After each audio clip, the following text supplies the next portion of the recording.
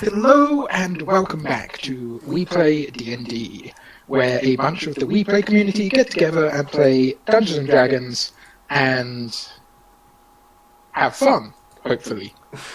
My name is Rose. I am the Dungeon Master of this little expedition.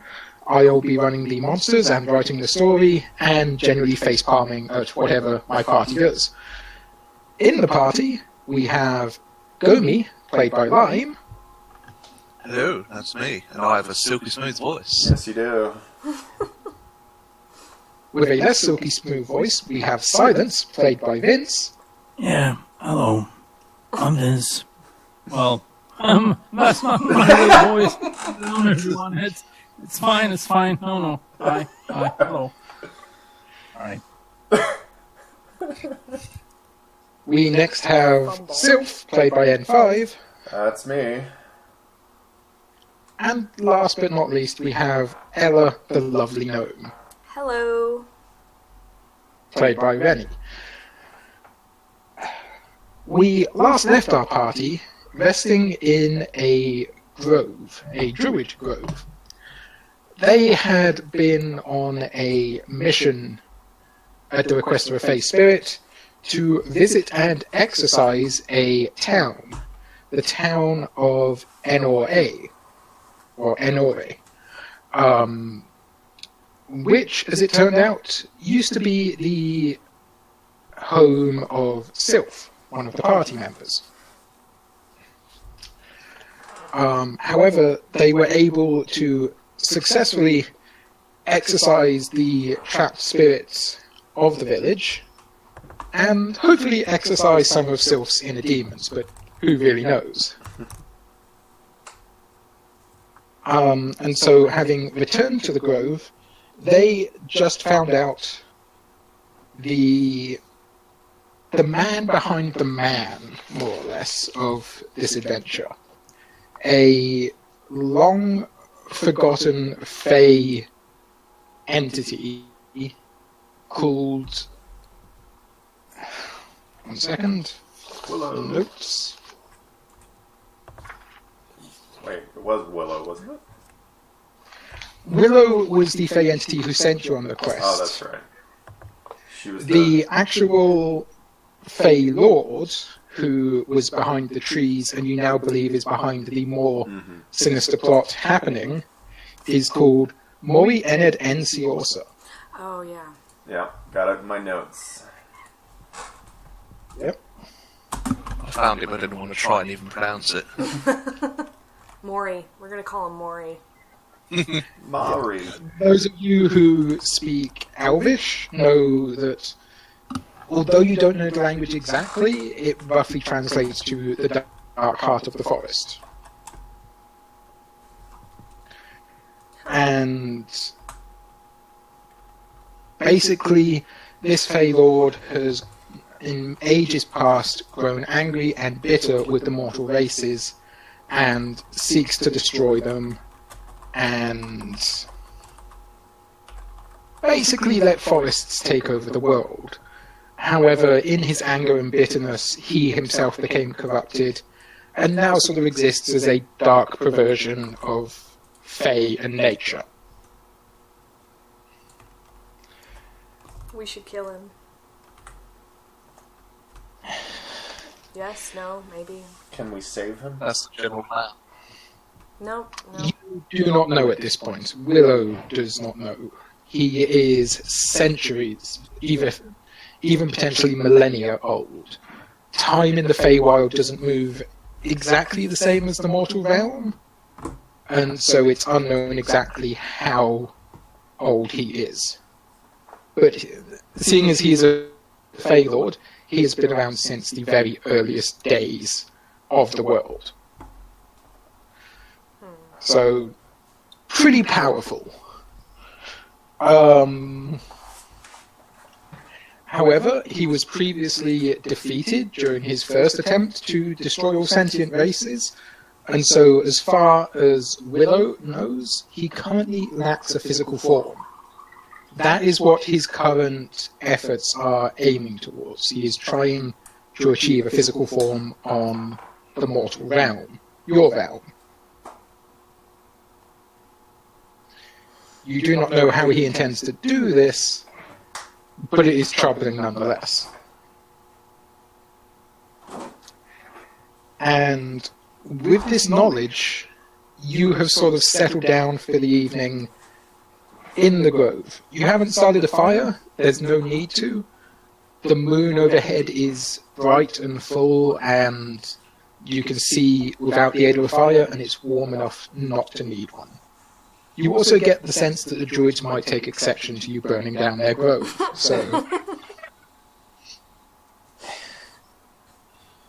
So yes, you basically have a long rest, you heal up from your previous adventure, you regain all your spells, including any new ones. And unless anyone wants to do anything, a new day. Right. Oh, this is my moment to shine. I will wake up, or rather, Silence will wake up long before anyone else. Yep. He will not be in. He won't be staying. Or when you guys wake up, you won't see him. That's what's going down. He's just gone. Yeah.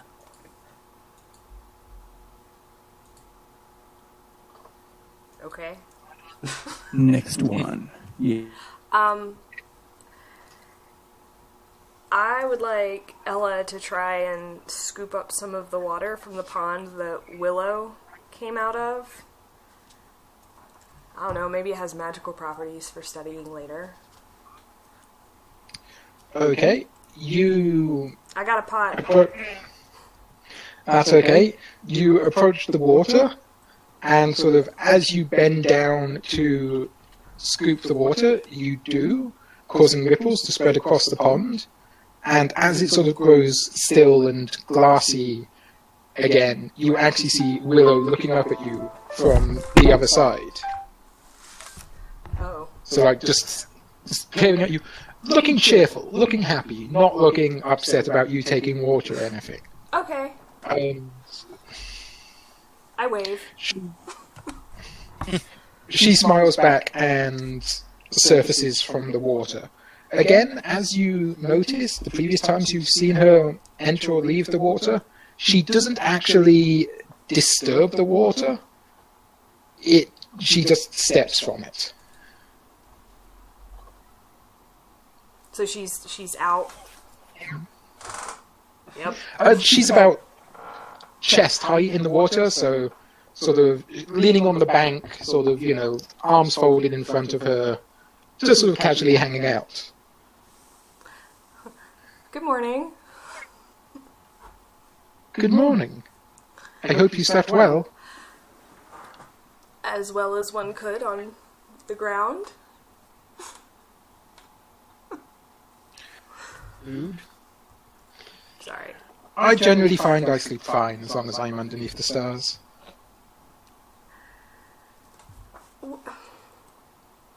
What's it like on the face side of your pond?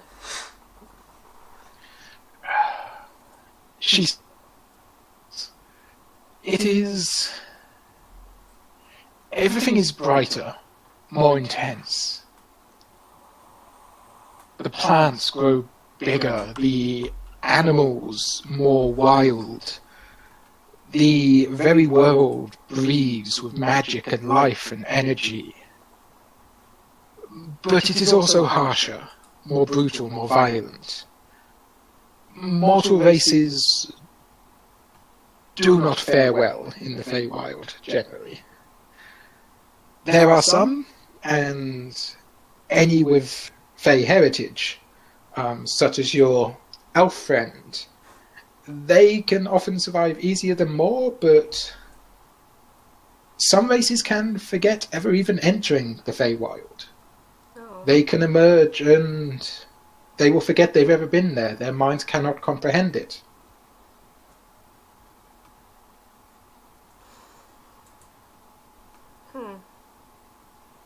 So traveling for someone like me would just be out of the option. Not at all. You could visit, but maybe when you are more learned in the ways of magic. I would hate to take you through only to see you fall to some fate. Of course. Of course. Well, maybe I'll be able to come back and visit you sometime. That would be nice. Ella, are you bothering this Fae? I don't think so. Okay, just making sure. They're, yeah, like she says, the Fae is pretty harsh, and don't want us to get on anyone's bad side. Okay. Thank you for the information, Willow. You are welcome. I'm gonna go prepare some spells. Okay. How far is it back to Whitehearth from here? You're not entirely sure. You know it was several days' travel from Marsh Edge. Slightly less if you could get a boat. However, due to the definitely magical transportation, sort of walking through the forest that brought you to this grove, you don't know exactly how far you are from Marsh Edge or exactly where in the forest you are. In that case, I'll attempt it anyway. I'll do a ritual for Animal Messenger Yep. to send a message back to Nimtolian. So, Yep. Yeah, that's the right guy. And just say that we've conferred with the druids and we know who our target is. We'll be returning soon. Okay. Let me just double check the animal messenger spell. Because it's if I find a bird to do it, it's 50 miles that they can cover in 24 hours. Yeah, she can walk that far. Thank you, because you said bird. I made a joke, but no one got it. Apologies, 1 second.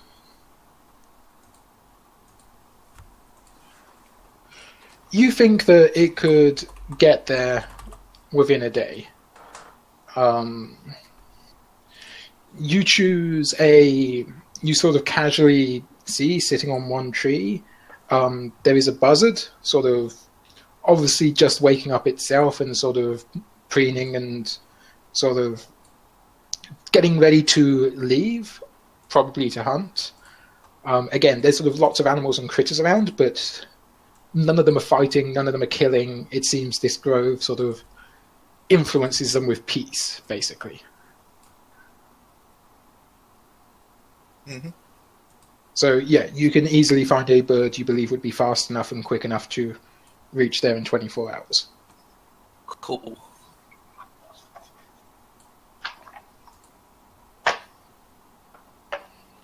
And so that's just the message you send back? Yeah, just that we've conferred with the druids and that we know who the necromancer is or what force was doing it, and that we'll be returning soon to share the information. Okay. What is the general description you give it? We never really got a general description of what he looked like other than him being a high elf. We did.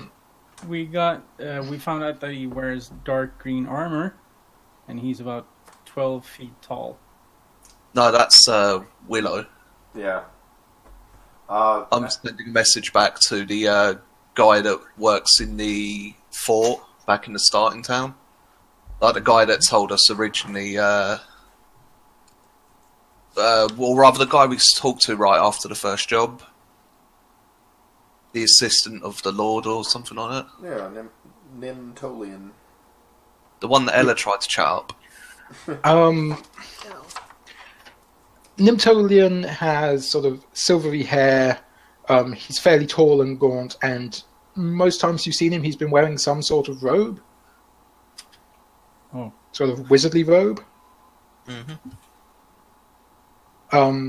I mean, he's tall for a high elf, but that still means he's only sort of about 6 foot. So he's not that tall. But yeah, so you can definitely give Yanel Messenger a description for Nimtolian, and it will start flying. Cool. I don't even know if he's going to get the message or not. I just thought I'd give it a go. Yep. I mean, it's not a big deal if he doesn't get the message, but let's use my fancy new spell.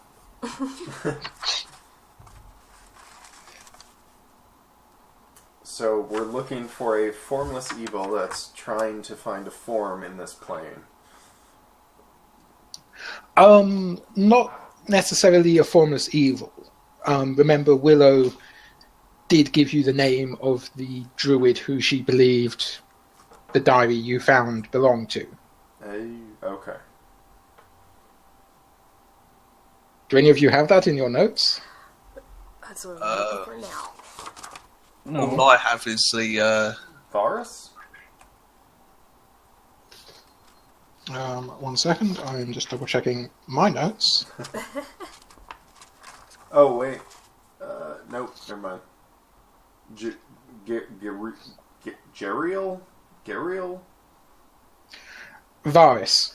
Varis.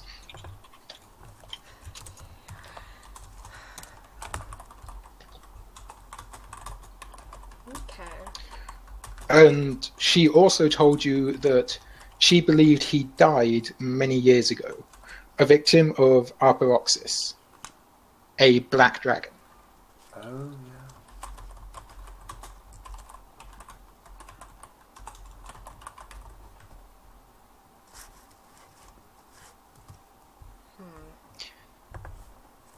And it was sort of reading the journal and realizing that this Varys had had contact with Moriena Densiosa that she sent you to explore NRA even, I can't even read my own writing, and sort of retrieve the seed of the altar tree, which allowed her to see more of what was happening.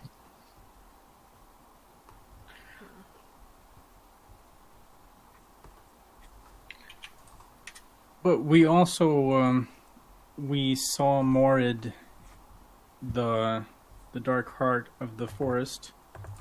We saw him in a vision. Willow showed him to us. At least a memory of what he looked like. And that was the dark green armor, the 12 feet tall man. The 12 feet tall woman, Willow, the Fey spirit. Well, you actually said that both of them were 12 feet tall. All right. So, yeah.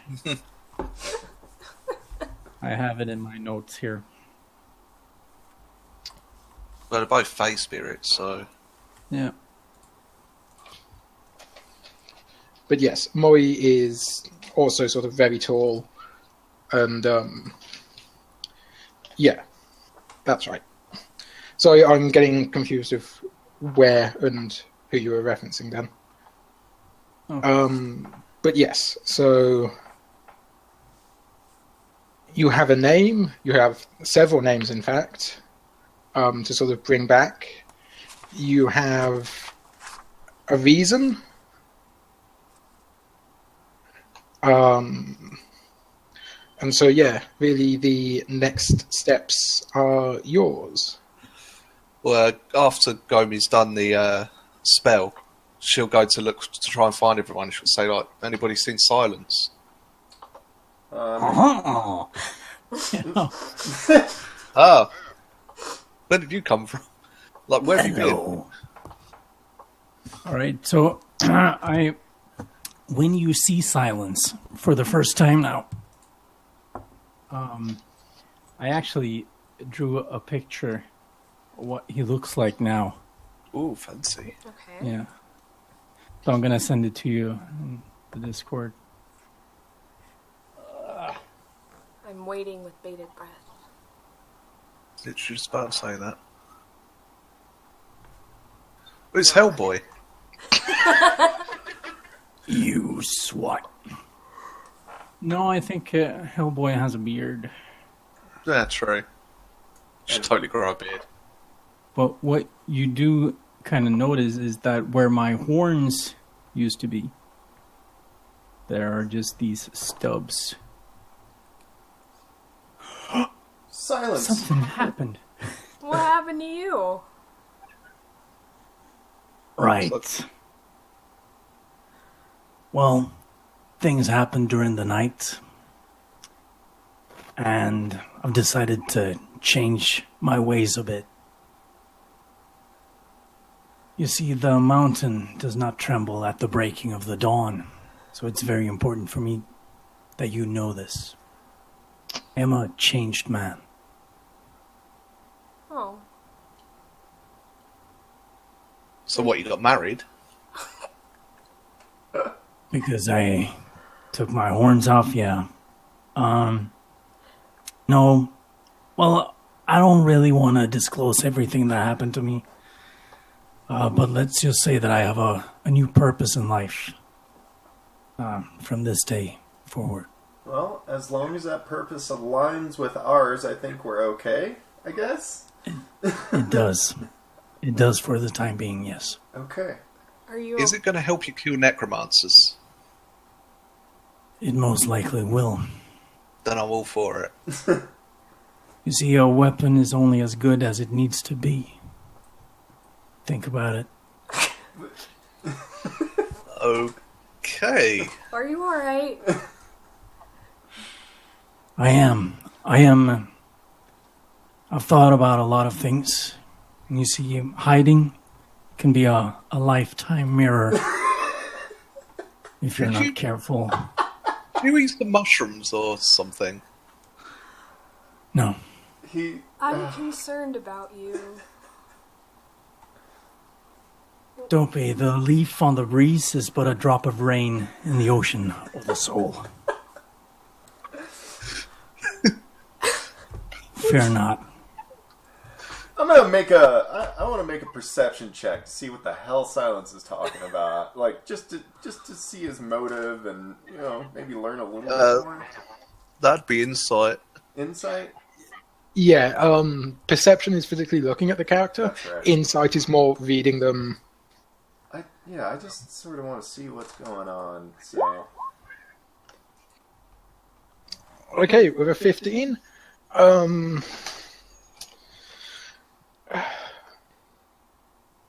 it looks like Silence.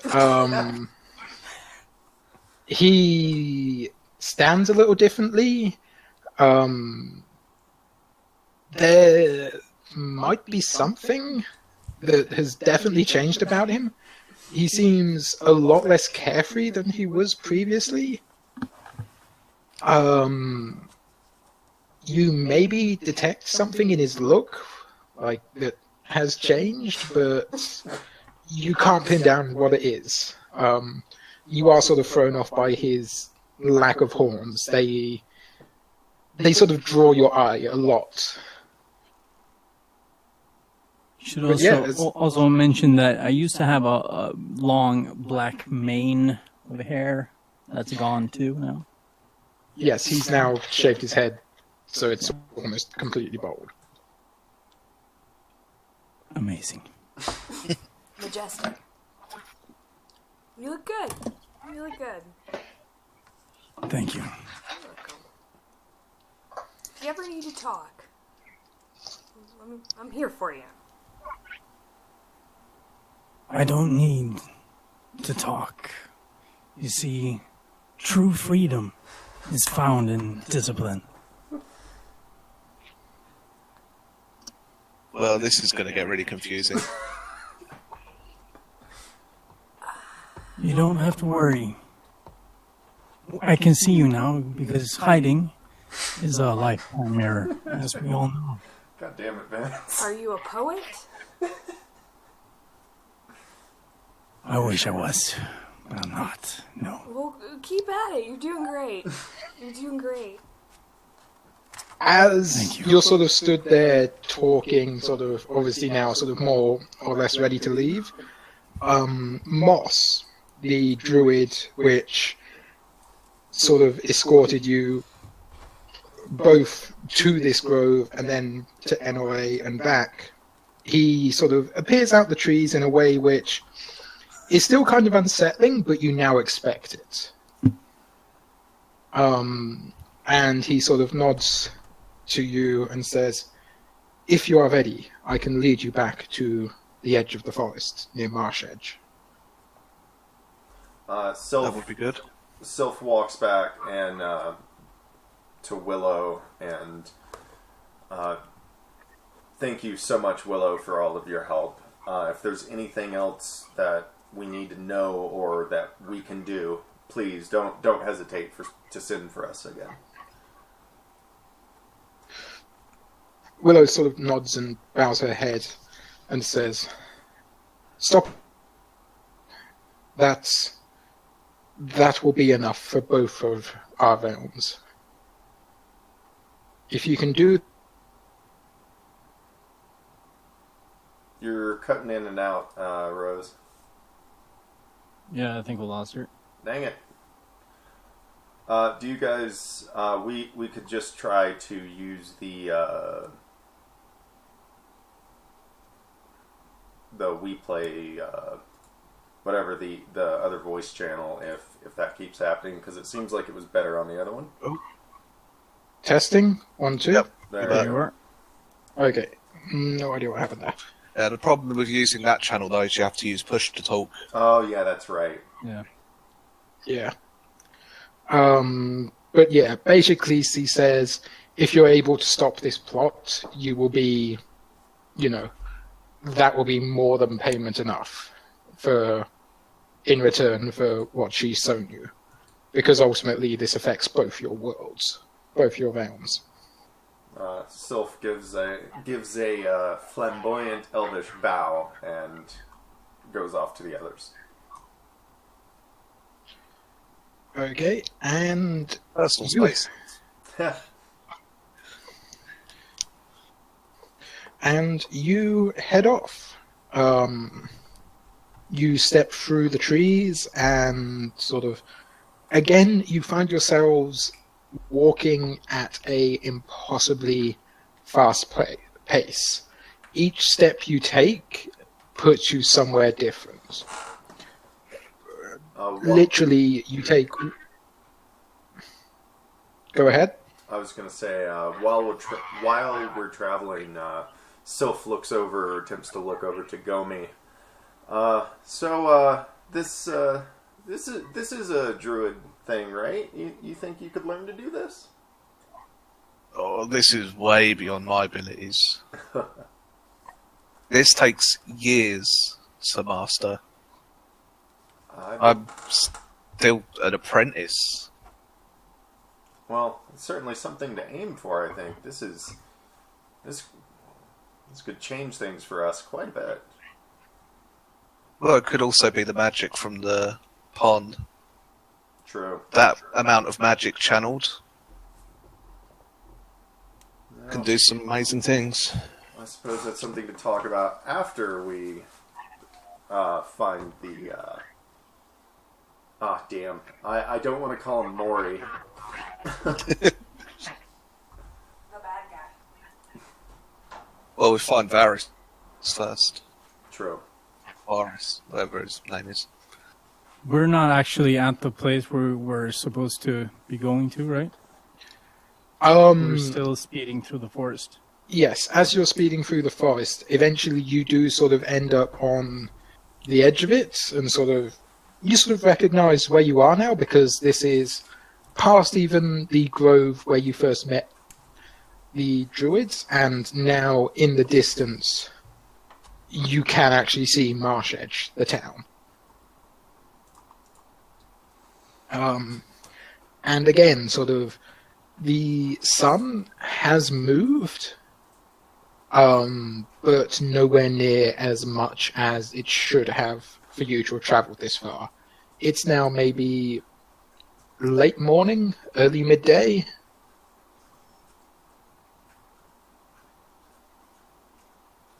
I guess we should start heading back.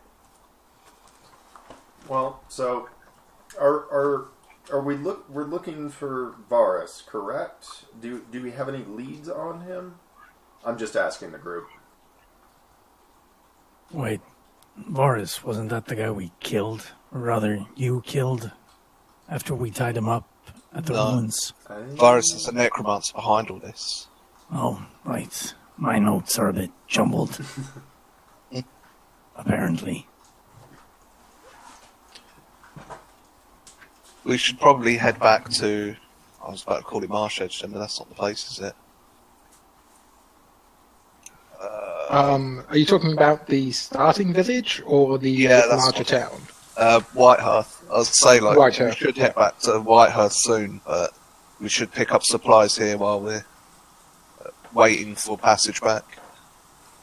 And sell some stuff. If you've got stuff to just sell. some stuff. I don't know. Do we have stuff to sell? Or... Yeah, we've got stuff to sell. Let's just go sell it. Okay, you sort of step away from the tree line and start walking back towards the village, or the town, even. As you get maybe 100 meters away, you can look back and you see Moss the Druid disappear again into the trees. Sylph calls after him. Thank you so much! There is no response. But yes, so you approach the gates of Marsh Edge. There are 2 guards standing there, sort of just checking people in and out. But as you left a few days prior, you can get in without much trouble. And so you're sort of let back in, and you find yourselves once again in a place filled with the hustle and bustle of human life, basically. Marsh Edge is primarily a human town. Much better. It is almost that, the Ella? exact opposite of the quiet that you found in NRA. Yay. Well, we should go sell stuff. Yep. there's only one place I need to go. What's that? I don't know if there's actually a distinction there. Like, would a weaponsmith also create shields, or would it be an armor smith?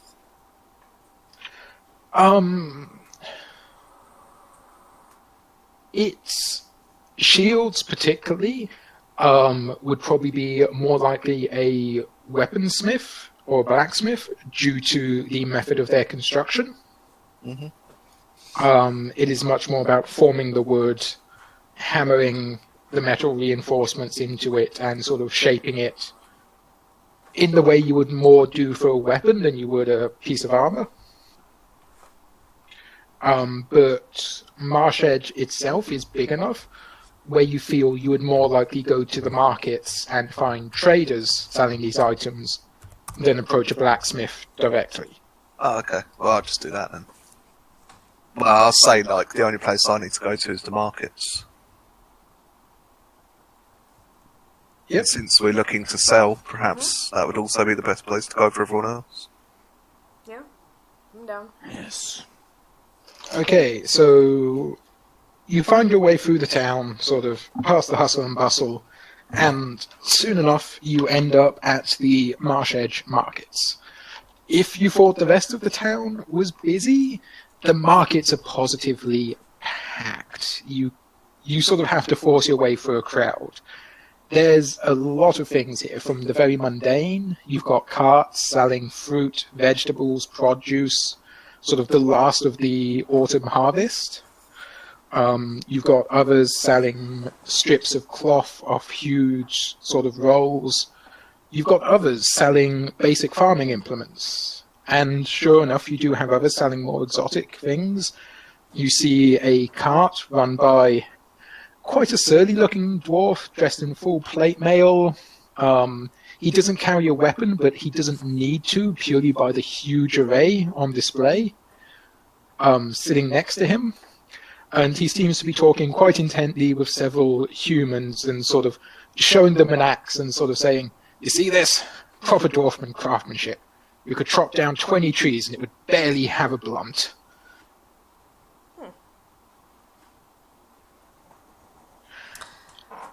I want to go find something that's somewhere that sells spells. Or anything magical wise. Okay, make an investigation check. Oh, hang on.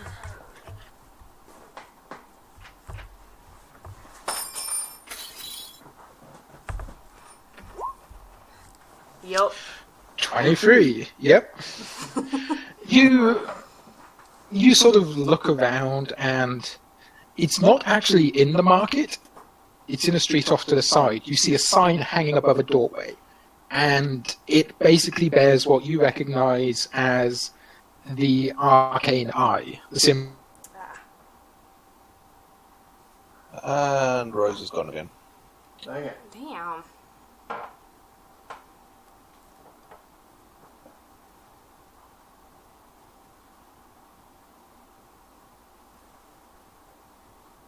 Oh, just quickly then, when later on, Rennie, you want to go to the dwarf guy and sort out getting you a shield, because that was the only reason I wanted to go to him, to be honest.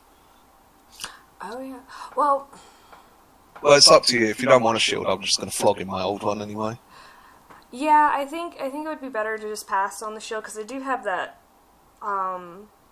first level spell shield, Yeah. and I don't.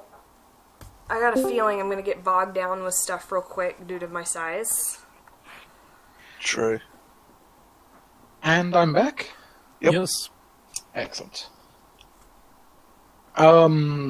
Yes, you see off down a side street a sign that has the symbol of the Mage's College, the arcane eye above it. Do you go alone? Do others go with you? Would anybody like to go into a spell shop with me?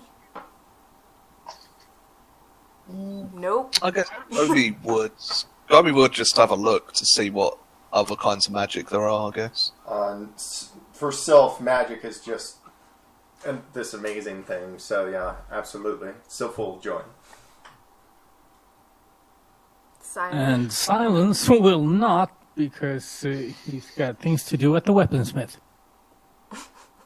Oh, if you're going to the Okay. weaponsmith, then I'd go with you anyway, probably.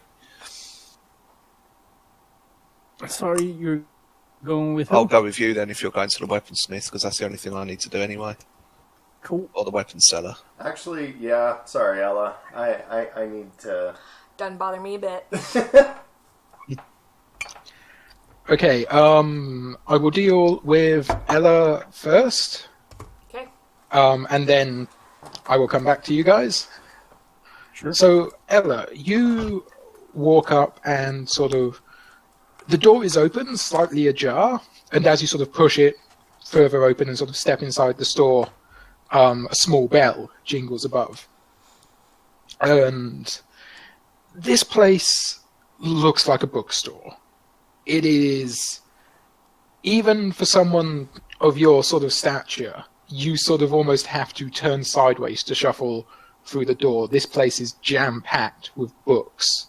Some stacked on shelves, some just shoved in piles, obviously being sorted through. None of them seem to have any prices on them. They're just sort of all scattered around. And you see sort of coming from behind a counter, emerging from a stack of books, almost taller than himself, is sort of this old human. He's bent over, like hunchbacked. He's bald, but has a long flowing beard. And as he sort of peers at you over thick glasses, he sort of goes, Yes? Yes, hello? Who's there? Sort of trying to see you over these piles of books. Ella will chuckle. Hello! And try to raise her hand up to be seen over the books. Ah, hello! Come over, if you can. I'm sorry. It's a bit stock-takey at the moment, if you understand my meaning. A little bit. A little bit. And he sort of comes down the counter and sort of meets you in front of it, simply because that's sort of the only place clear enough for two people to sort of stand and talk. You don't sort of have to look up at him because he is so sort of hunched and bent over that you're more or less at face height anyway. Hello. Do you sell spells? Ah, a young spellcaster, I see. I do indeed, although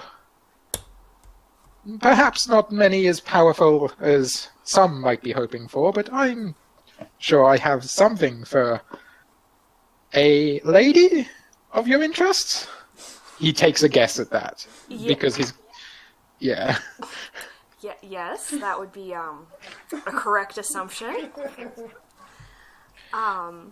Well, first I've got this spell. It's shoot, where'd it go? The Burning Hand scroll that I got. Yep. I don't really do fire very much, and I was wondering if you would maybe have an interest in this. And he holds out his hand to take a look. Mm-hmm. I'll hand it over. Do you... One second.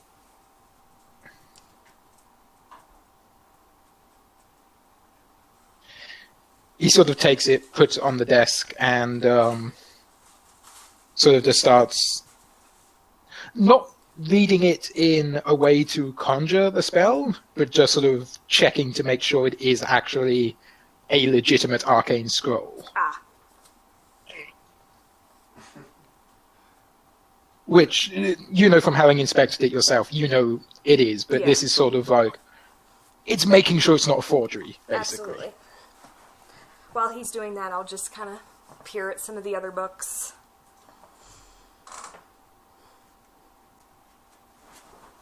Okay. He sort of rolls it back up again and goes, yes, very nice. There's something like this. Let's see, it's of the second arcanic level. Entropy. I could offer you maybe 15 gold pieces for it. 15? Or 15? Yes. 15. Oh.